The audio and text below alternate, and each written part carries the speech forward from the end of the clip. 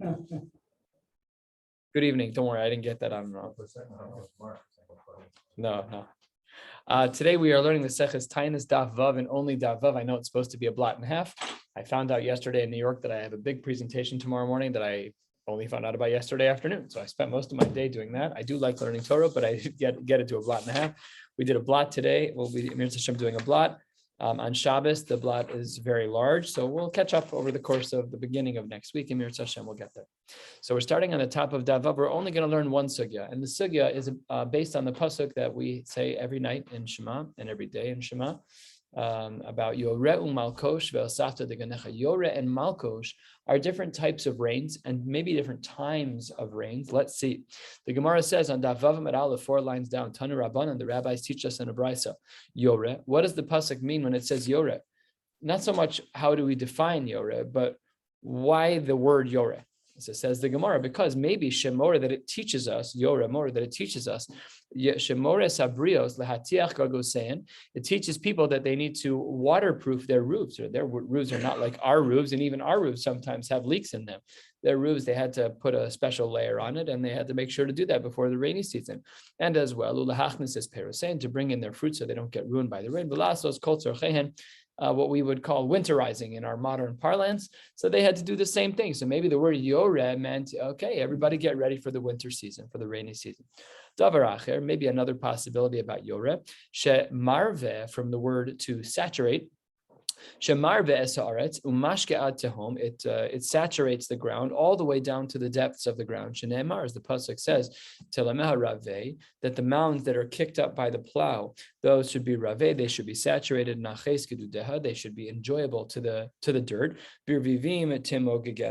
That maybe the rain will soften the ground, and and that which grows will be blessed.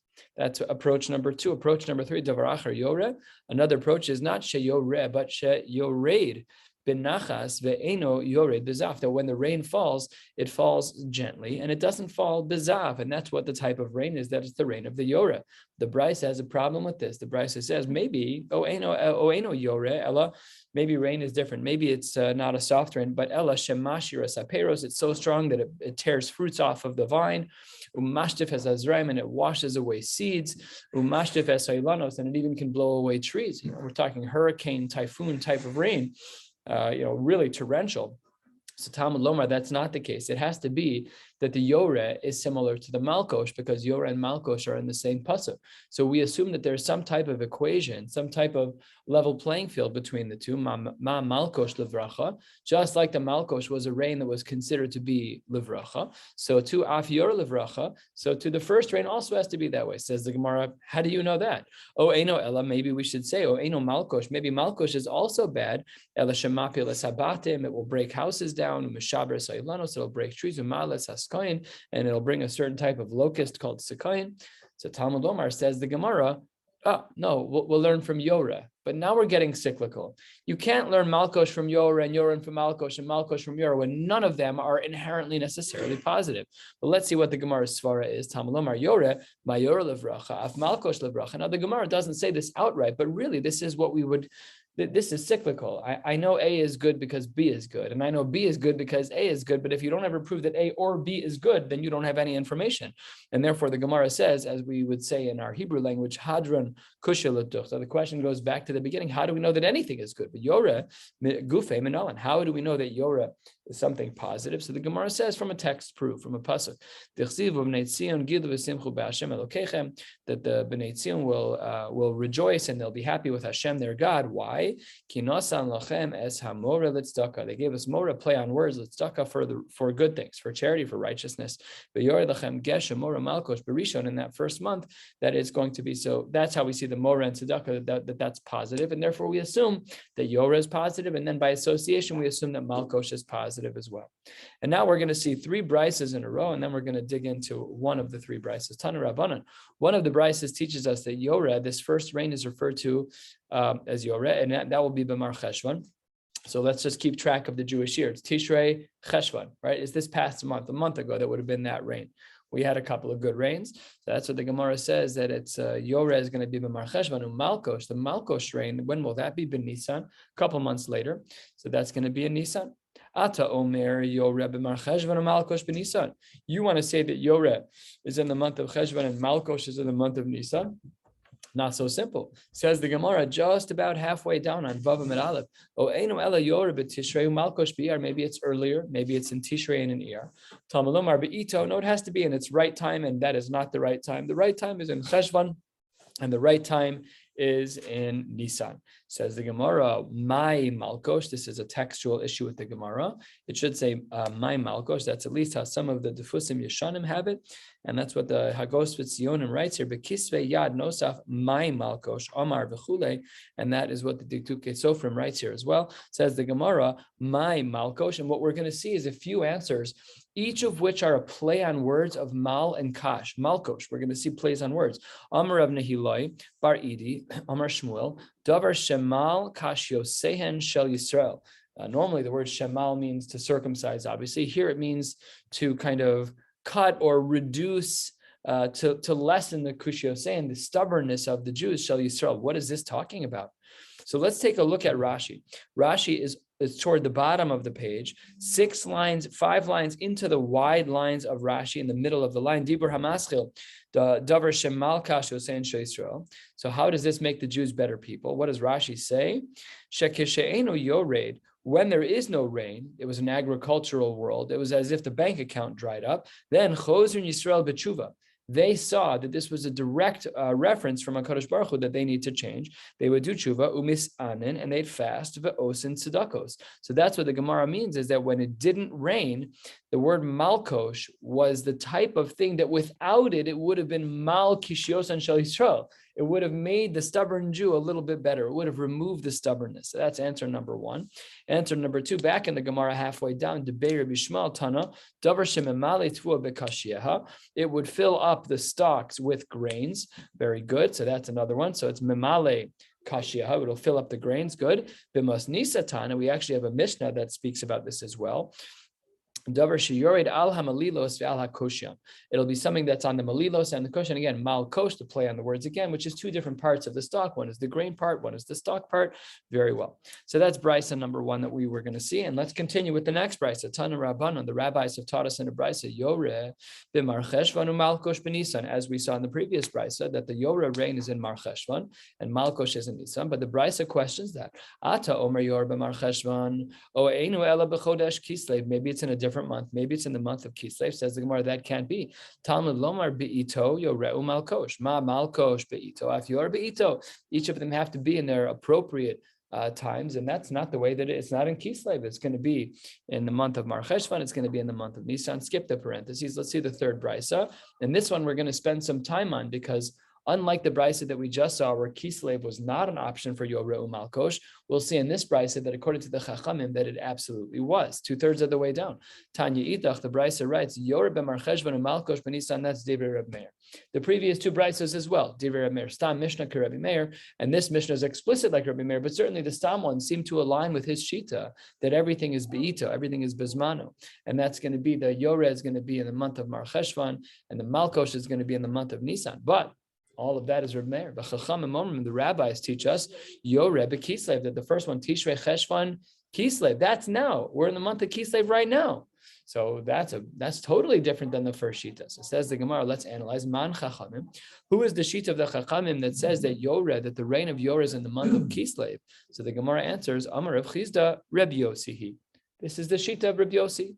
Where do we see this from? The Tanya, the Brisa writes, Ezohi Revia Rishona. What is considered to be the first rain? The first rain referencing the Yoreh. So there were 3 parts to the first rain. Habakira. The first one is Bishlosha b'Mar Cheshvan, the 3rd day of the month of Cheshvan. Beinonis is Bishiva Bo. The middle one of the 3 will be on the 7th of that month. And Afila Bishiva Asar Bo Divrei Reb Meir. And that reflects the sheet of Reb Meir that we saw in the beginning of this 3rd brisa, where he said, what did he say? He says that it's going to be b'Mar Cheshvan, that everything is in the month of Cheshvan, all is well. Good. Rabbi Yehuda Omer, and Rabbi Yehuda is not in our brisa, but in this brisa he does exist. Rabbi Yehuda Omer, that the 3 Yoreh rains were B'Shiva, U'B'Yud Zayin, U'B'Esrim, U'Shlosha. It was on the 7th, 17th, and 23rd. We'll discuss this shita a little bit later. And here's the shita that we need, because we had seen a brisa that said in the name of the Chachamim that the Yoreh was in the month of Kislev. So says the Gemara, how did that work out? Rabbi Yossi Omer b'Yud Zayin uve'esrim u'shlosha uve'rosh chodesh Kislev.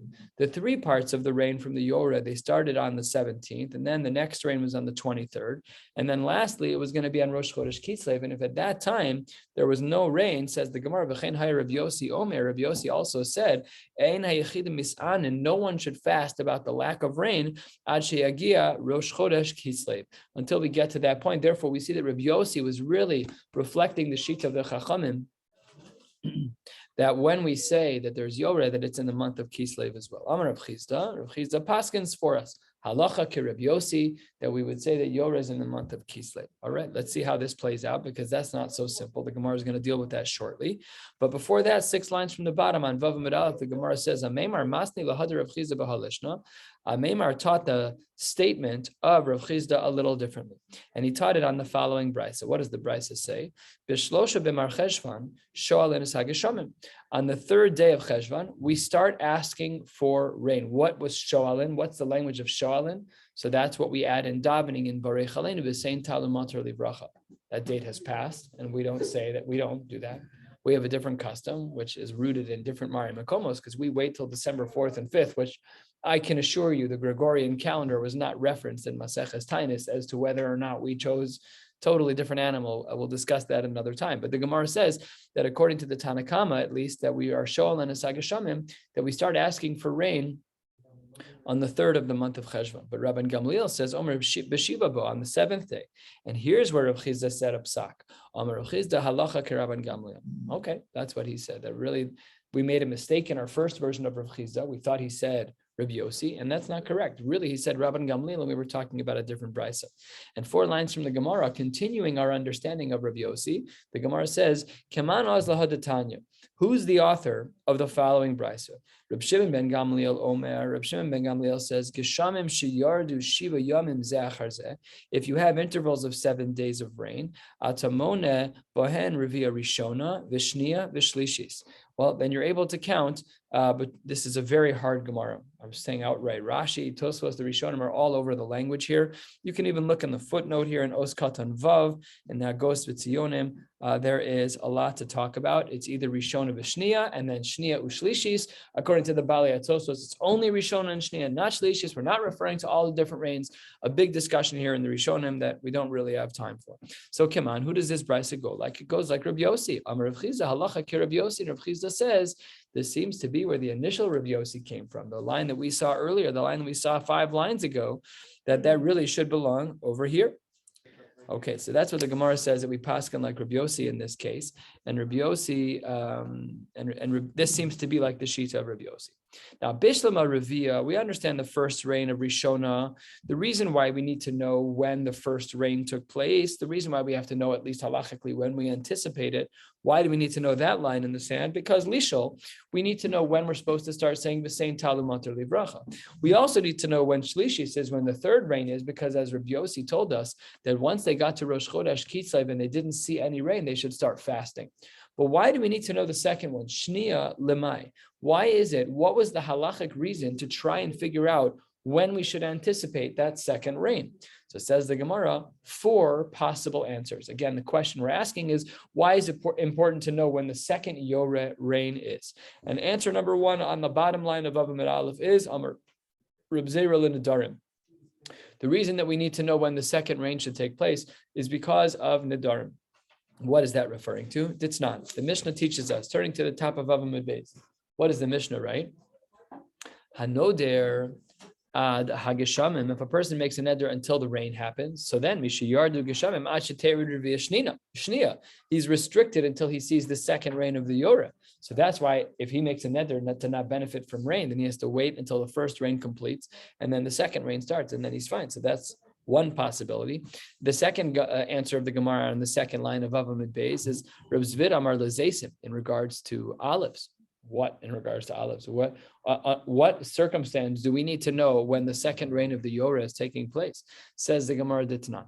The Mishnah writes in Maseches Peah, Me'emasai kol adam mutar meleket shicho peah. We know, of course, that when one has a responsibility of harvesting a field, that there were certain circumstances where the leftovers of the field were left to the poor. At what point was it then left mamish hefker for everyone? The aniyim came first, everyone's maskim. But at what point was it then open for everyone? So the Gemara gives a bit of a weird answer. Rashi says nemushos is the people who were feeling, they were palpating, they were touching things. We don't know what that means yet. We'll see in the Gemara what nemushos is. But after that time, fine, we'll discuss nemushos in a minute. Let's talk about the next possibility. The peret uve'olalos, in regards to things that grow on the vine, what's the parameter there? When aniyim go into the field and they walk back. So they're walking into the depths of the field and they walk back. So the back and forth. After that point, everyone is welcome. What about bezesim? So here's where the second rain comes in.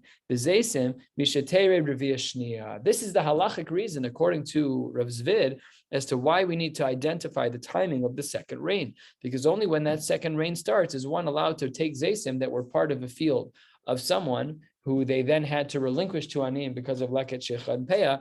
And then the next phase where it becomes mamish mutter for everyone is after revia shnia. Now, as almost like a parenthetical comment, the Gemara wants to ask about nemushos. It's not relevant to us per se because we already answered our question about the zesim, but we don't know what nemushos means. So the Gemara says 6 lines down on Vavamid Beis, my nemushos.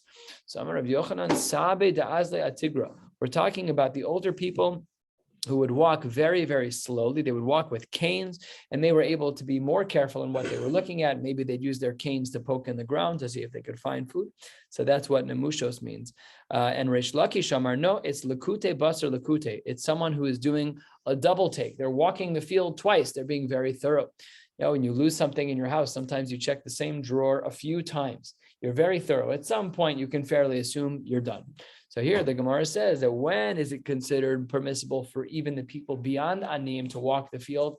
That's after nemushos. And the second answer of nemushos is lakute basar lakute, once a person has done 2 rounds of trying to collect. Rav Papa Amar, this is answer number 3 to answer the question of what is the halachic value of knowing when the Revia Shnia was, when the second rain was. Zog the Gemara, Rav Papa Amar kadei lahalich b'shvilei harishus. There used to be a time when there was a gzeira that one is allowed to walk in other people's fields. We have that here. It's sometimes hard to walk to Makor. It's annoying. The Chesterfields are closed off. You have to walk all the way around. So the Chesterfields don't allow us. We've tried many times. Now they're finally possibly going to allow us. Good, we're getting there. But it's a shaila in halacha. Can you walk on someone else's property without rishos? In Eretz Yisrael, there was a heter to do so, but only under certain circumstances. Once the second rain came down, then the field was moist, and we assumed that they had planted already. And if you walk on a field where seeds were just planted, you could negatively affect and impact the growth of whatever is being grown there. So we don't want you to walk on there. When they reseed grass, they put out little posts and string. Don't walk on the grass. We're trying to improve things here. Get out of here. So that's what the Gemara is saying over here, is that you're only allowed to walk in other people's yards until the Revia Shnia, and that's why we needed to know the timing of the Revia Shnia. And the fourth answer on this question is as follows. Rav Nachman Bar Yitzchak. Rav Nachman Bar Yitzchak was all of yesterday's Gemara. Remember yesterday's Gemara? Rav Nachman asked a shaila to Rav Yitzchak, and Rav Yitzchak said, Hachi Amar Rav Yochanan. So this is the same Amora, but in a different context. Rav Nachman Bar Yitzchak Amar, Levar Peros Shvius. We need to know about that rain as it relates to Peros Shvius, where we have a mitzvah of biur, a requirement to biur, that we can only use this vegetation for a certain amount of the year. Ditnan ad Mosai nehenin. How long are we allowed to benefit from this for? And then at that point, v'sorfin b'teven v'kashel shvius. How long can we use it for?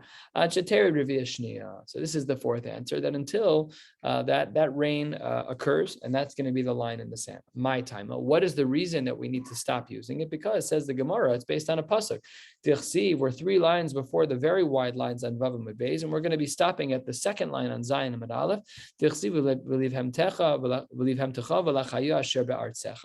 It says to your animals that are in your land, for as long as you have animals that are still eating in the field, you can also feed your domesticated animals, no problem. Kala l'chayim min hasadeh. But once the food stops being eaten out in the field, because the pasuk says they have to still be eating it in the field, asher ba'artzecha, then kala livhem techa min habayis. At that time, then you have to burn the field. First of the long lines on Vavam and Beis. We asked an interesting question. The Gemara said, Amar Rabbi Abo, my lishna revia. For those of you who are familiar with Shas, we're familiar with the word revia from a completely different context of rovea and nirba, which is speaking about sodomy and intercourse and things of that nature. So the Gemara says, that's correct. That's why the word is used here as well. What does that mean? Davar she rovea esa karka kid Rabbi Yehuda. It's something that has a male role as it relates to the karka, in that just like during conception, a woman would take into her body the zera to make an animal, so to make a child, so too the ground will take in water to sprout forth vegetation. That's what Rav Yehuda says explicitly. Second line, Dam Rav Yehuda mitra, the rain is baila de arahu. It's like the husband of the ground. Shenemar ki kasher yired hageshem ve'ashelik min hashamayim v'shama lo yashov ki mirva ha'aretz v'holi davi hitzmicha. When there's rain that is absorbed into the ground, then v'holi davi hitzmicha. Then the ground can be molded, the language of birth, and that is the comparison that the Gemara makes. 4 lines into the wide lines, the Gemara says, "V'amar Rabbi Abo revia rishona k'dei sheter b'karka tefach." The first revia, we know the threshold that we've reached this first case of revia rishona when it goes to a tefach deep in the ground, 4 inches, whatever it is, a tefach's worth of rain absorbs into the ground. Shnia kadei laguf ba pichavis. We know that we've reached revia shnia when the ground is so saturated that we can actually use the dirt as a seal on top of a barrel. Again, we use different technologies now, but back in the day, they would use this mud and with a certain consistency, and when it dried up, it functioned as a pretty good seal. When you have that much rain, you shouldn't assume that this is the rain of onesh, the rain of ve'atzaras hashamayim. Ein bahem mishum ve'atzar. When we say ve'atzar, we're referring ve'atzaras hashamayim v'lo yehi matar, that this is bad rain. It's the rain of klala. Says the Gemara, this is not bad rain. If a person were to have rain that came down before ve'atzar, what does that mean? Before you say Shema in the morning, ve'atzar sashamayim v'lo yematar. So rain after the night starts, but before Shachris, ein bahem mishum ve'atzar. This is also not the rain of klala. This is rain of bracha. No problem at all. Amar Abaye, lo amran ela kodem ve'atzar de'orta. We weren't talking about Shachris. We were talking about ve'atzar de'orta. When we say ve'atzar sashamayim de'orta at night, we're talking about Mariv. We're not talking about Shachris. Aval kodem ve'atzar de'tzafra. But if you see rain that's in the morning, yesh bahem mishum ve'atzar. That could be the klala type of rain and would be subject to ve'atzar sashamayim lo yematar. That's bad rain. The Amar of Yehuda bar Yitzchak, Hani anane de tzafra, Rav Yehuda bar Yitzchak said that these clouds in the morning, less behu mashasha. It's a very small amount of rain. Dichsiv, as the pasuk writes, Ma eselecha Ephraim, Ma eselecha Yehuda, v'chasidchem ki anan boker.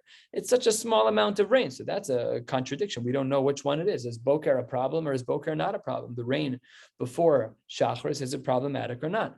And then the Gemara, to close this out, raises an even stronger point. Amar le'at Rav Papa le'abaye, v'amre inche. People say all the time, the miftach bave. If you open up your house and you see that it's mitra, that there's rain, bar chamra moch shakech v'gani. We don't even need you because the rain is so perfect that it's going to make everything grow so nicely. Just wrap up your stuff and go home.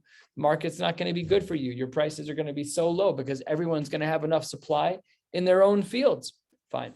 Lokasha, this is not a contradiction about whether or not we would assume that the rain before Shachris is good or bad. Hada katir be'eva, depends if there's very thick clouds. Hada katir be'anane, if there's thinner clouds, and with thin clouds, they're not beneficial. With katir be'eva, thicker clouds, they are beneficial. So not a machlokes.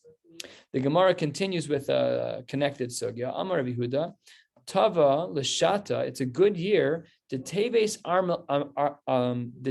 armalta. If you have an armalasa, that is an empty month. An armalasa is a woman who is unmarried. So the Gemara says it's considered a good year if there's no rain in teves. That's what the mashal is. Ika de Amre, some say the reason it's better that Teve shouldn't have rain is because the lo bayre tarbitze, that there shouldn't be emptiness with the harbatza, with the teaching of Torah, that the Bate Medrash won't have people staying at home simply because it rained. Not a good excuse. The Ika de Amre, some say the lo shakil shudfana, that there shouldn't be any terrible things that happen to the crops. Shidafon. Shidafon is one of the words that we see in the Tochacha about terrible things that happen to crops. Says the Gemara, Eini, is it really true that having no rain in Teves is ideal? V'amar Rav Chizda, Tava l'shata de Tava de Teves minavalta. It's beautiful year when Teves is a disgusting month, namely that it's all muddy and gross and rain. We have sidewalks and it's still gross, but it's way worse in a place where it's all made out of mud. When we were kids in camp and it rained, you were covered in dirt. I mean, head to toe is disgusting when it rained. Says the Gemara, which one is it? Is it good to rain in Teves or is it bad to rain in Teves? Answers the Gemara, 3/4 of the way down. About 15 lines from the bottom on Vavam Bez Lokasha, not a problem. Had there been a rain prior to the month of Teves, then better to not have rain in Teves. That would be ideal. But what if it was the case that that there was no rain prior to Teves? No. So then under those circumstances, we'd prefer the rain, even though it's minavalta, even though it's kind of gross. Says the Gemara,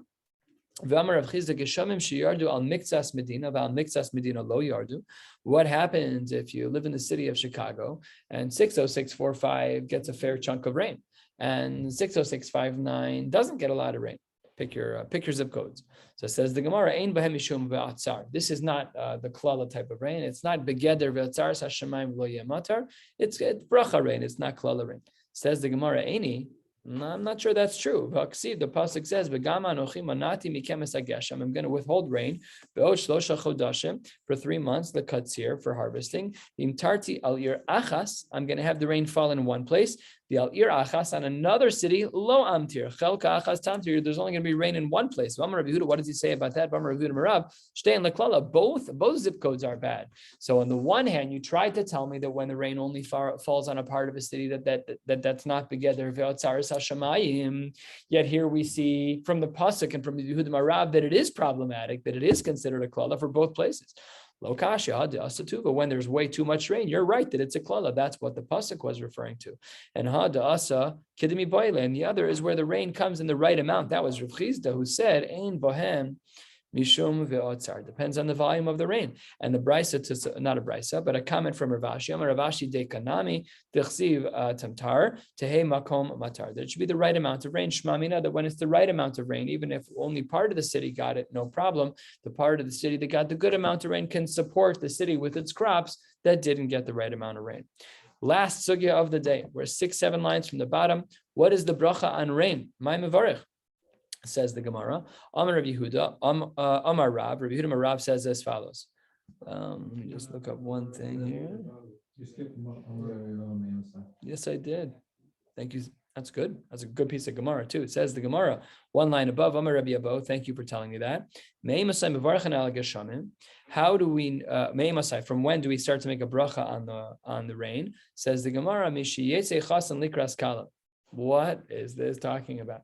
So Rashi explains this is that when the water is there's so much water that when one raindrop falls, it bounces back up and then another raindrop can meet it. Chassan meeting the column. It's just a mashal. But that's what Rashi explains over here without going inside. Take a look there.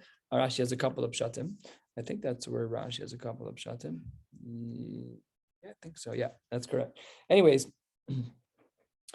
says the Gemara as follows, that's when we start, when there's that much rain. My mevarich, what is the bracha that we would say? Amar Rabbi Yehuda Amar Rav, Rabbi Yehuda Amar Rav was of the opinion that it says like this, Modim anachnu lach Hashem Elokeinu, al kol tipa v'tipa shehorat lanu. We thank you, Hashem, our God, for every drop that you have allowed to drop here. Rabbi Yochanan Messiah Bahachi, he would add in the following, Ilu finu male shira kayam. Famously from Nishmas Kol Chai that we're probably very familiar with. Until Al Yazvunu Rachamecha Hashem Elokeinu v'lo azavanu. Baruch Rov HaHodos. And he would finish with the bracha of Baruch Rov HaHodos. Says the Gemara, what is Rov HaHodos? Sounds like we're like the entitled child who didn't get every last blessed thing from the store when they went with their parents. What? Yeah, I was thinking the same thing. Rav Wolbe has a beautiful conversation about this. Rov ha'udos, v'lo kol ha'udos. Well, thanks for a lot of the things that you've given me. What does that mean? V'lo kol ha'udos. So Amarava ema keel ha'udos. It shouldn't say that. It should say keel ha'udos, the one, the God to whom we are thankful. Amar Rav Papa, and with this we will finish. Hilkach, turning to the top of Zayin and Aleph, Neimrin hu letarvayu, we should say both Kel ha'odaos v'rov ha'odaos. Doesn't really totally answer the question. It's a little bit of a strange thing. The Gemara still has the language of rov. I thought we were trying to replace it. So it says the Gemara, says that Agos v'tzion b'kis v'yad v'rishon magir se'ibcha rov ha'odaos v'kel ha'odaos v'chein mashma. V'girsa zen nira ikar shaharei kelo da'osu letakein shelo nite rov velokol. So the Ritva deals with this a little bit, but we'll stop right here at the top of Zayin and Aleph. On Shabbos, we'll learn Emir Hashem Zayin and as well Ches and Aleph. We'll see how much time there is. Very, very large Gemara on Daf Zayin in general, and the Amud Beis is huge. We'll see how much we can get done. We'll catch up over the course of the early parts of the week. Wishing you all a beautiful night.